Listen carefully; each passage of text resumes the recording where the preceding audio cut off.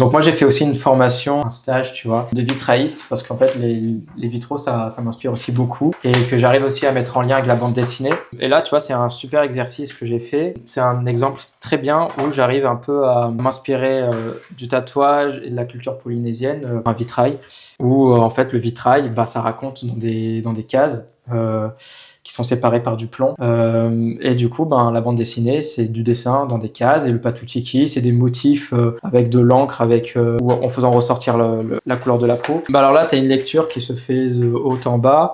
On a un côté un peu plus sombre en haut, et en bas, on a des couleurs beaucoup plus claires, des couleurs froides en haut et des couleurs chaudes en bas. Essayer de disposer les couleurs comme on fait en vitrail. On va plutôt privilégier certaines couleurs claires en haut à droite, notamment ici, alors que les couleurs qui vont être plus opaques vont plutôt se retrouver à gauche par rapport à l'orientation du soleil. En fait, ce que j'ai fait, c'est que j'ai repris plein de petits codes, plein de choses qui m'inspirent. Ce que j'ai fait, c'est que j'ai représenté un peu des personnages de légende. Je me suis imaginé aussi une sirène en bas, des couleurs chaudes avec une sirène et un instrument, que ça va être plutôt la légèreté, ça va être plutôt le quotidien qui va être beaucoup plus doux.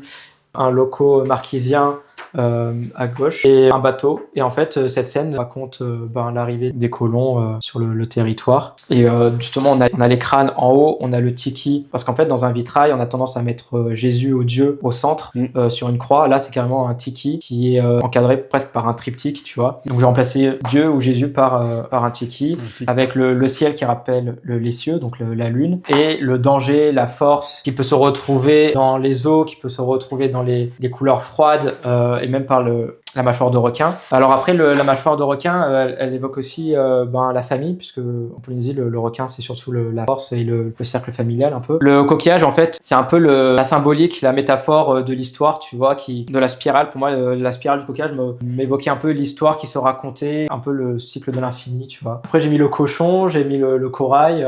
Le corail, c'était plutôt pour l'aspect coupant, donc c'était pour un peu raconter le danger plutôt en haut. Après, j'ai quand même représenté la croix derrière. J'avais en tête, c'est dans une église. Je me rappelle d'avoir vu un Christ en train de mettre ses pieds sur le tiki, et ça m'avait marqué. J'ai décidé de faire l'inverse, de mettre le tiki sur la croix.